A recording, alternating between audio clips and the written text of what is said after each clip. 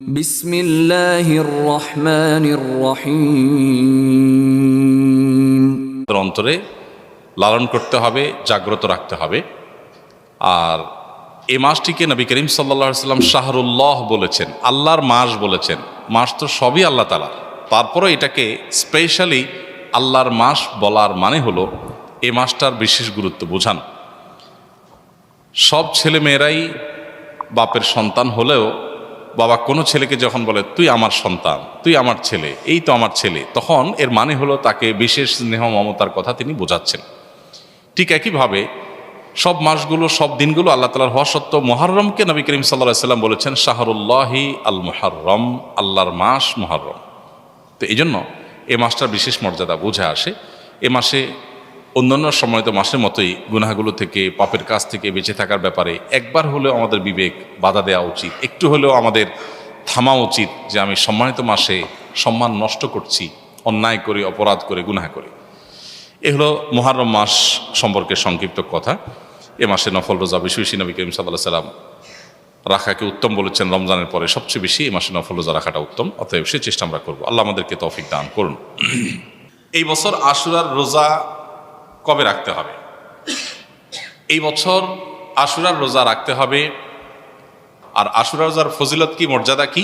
নবী করিম সাল্লাল্লাহু আলাইহি ওয়াসাল্লাম বলেছেন সিয়ামু ইয়াউমি আশুরা আহতাসিবু আলাল্লাহি আন ইউকাফিরাস সানাতাল্লাতী ক্বাবলাহা। আশুরার রোজা, এটার ব্যাপারে আল্লাহর প্রতি আমার ধারণা হলো যদি কেউ এই রোজাটি রাখে, আল্লাহ সুবহানাহু ওয়া তাআলা তার পূর্বের এক বছরের ছোটখাটো গুনাহগুলো মাফ করে দিবেন। বান্দার হক বান্দার কাছ থেকে মাফ নিতে হবে, কবিরা গুনাহ তওবা করতে হবে, ছোটখাটো গুনাহগুলো এই আমলের মাধ্যমে আল্লাহ সুবহানাহু ওয়া তাআলা মাফ করে দিবেন। এছাড়া আশুরা রোজার আরেকটা বিশেষ ফজিলতের দিক হলো রমজানের রোজা ফরজ হওয়ার আগে, এমনকি হিজরতেরও আগে নবী করিম সাল্লাল্লাহু আলাইহি ওয়াসাল্লাম মক্কা যখন ছিলেন, কুরাইশরা আশুরার রোজা রাখত। বছরে একটা রোজাই ছিল রমজান রোজা ফরজ হওয়ার আগে, সেটা হলো এই আশুরা। এবং নবী করিম সাল্লাল্লাহু আলাইহি ওয়াসাল্লামও সে রোজা রাখতেন।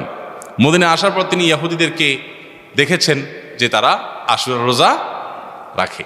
অতএব তাদের রোজা রাখা দেখে নবী সাল্লাল্লাহু আলাইহি ওয়াসাল্লাম জিজ্ঞাসা করলেন, তোমরা রোজা কেন রাখো? তারা বললো, এই দিনে মুসা আলাইহিস সালামকে আল্লাহ সুবহানাহু ওয়া তাআলা বিজয় দিয়েছেন, সেজন্য আমরা তার প্রতি শুকরিয়া আদায় করে রোজা রাখি, আশুরার রোজা। তখন নবী করিম সাল্লাল্লাহু আলাইহি ওয়াসাল্লাম এই ঘটনার পর নবী সাল্লাল্লাহু আলাইহি ওয়াসাল্লাম বললেন, তাহলে আমরা বরং মুসা আলাইহিস সালামের প্রতি আল্লাহর অনুগ্রহের কারণে আরো বেশি শুকরিয়া আদায় করার আমাদের হক, অধিকার আছে। আমরা তার প্রকৃত অনুসারী, তার কথা আসলে আমরা মানি। অতএব আশুরার রোজা আমরা রাখবো। তবে তাদের থেকে নিজেদের রোজাকে বৈচিত্র্যপূর্ণ, স্বাতন্ত্র্য আনার জন্য নবী সাল্লাল্লাহু আলাইহি ওয়াসাল্লাম বলেছেন তারা আশুরার রোজা রাখে একটা, আমরা রাখবো দুইটা। তাহলে মূল আশুরার রোজা 28 তারিখ হলেও আমরা তার সাথে মিল করে 27, 28 অথবা 28, 29 রাখবো। তবে 27, 28 রাখাটা অধিকতর উত্তম। কারণ নবী সাল্লাল্লাহু আলাইহি ওয়াসাল্লাম তার জীবনের শেষ বছর বলেছিলেন যে আমি যদি পরবর্তী বছর বেঁচে থাকি তাহলে লা সুমান্নাত তাসিআ ওয়াল আশির, তাহলে মুহররমের 9 এবং 10 এই 2 দিন রোজা রাখতাম। এই জন্য আশুরা রোজা কয়টা রাখতে হবে? 2টা রাখা হলো সুন্নাত। আর সেই 2টা রোজা 9 এবং 10, 9 এবং 10 হলে সামনের শুক্রবার এবং শনিবার হয়। শুক্রবার 27শে জুলাই আর শনিবার 28শে জুলাই। বৃহস্পতিবার দিবাগত রাতে 9 তারিখের আর শুক্রবার দিবাগত রাতে 10 তারিখের রোজা আমরা রাখবো। আর যদি এই অপশন নিতে না পারি, কারোর শুক্রবার অসুবিধা হয়, তাহলে সেক্ষেত্রে সে শনিবার এবং রবিবার রাখবে। এখন প্রশ্ন উঠতে পারে যে শুক্রবার রোজা রাখা তো হাদিসে নিষেধ আছে। এর উত্তর হলো যে শুক্রবারকে শুক্রবার হিসেবে রোজা রাখা নিষেধ, কিন্তু শুক্রবারে অন্য কোনো অকেশন এসে পড়লে, রমজান মাস শুক্রবারে পড়লে আপনি রোজা রাখবেন না। অতএব সেই হিসাবে আশুরা রোজার অংশ হিসেবে আপনি রাখতে পারেন। তাহলে এই বছর আশুরা রোজা আমরা সামনের শুক্র শনি অথবা শনি রবি, 9, 10 অথবা 10, 11, তবে 9, 10 রাখাটা অধিকতর উত্তম, সে রোজা রাখবো।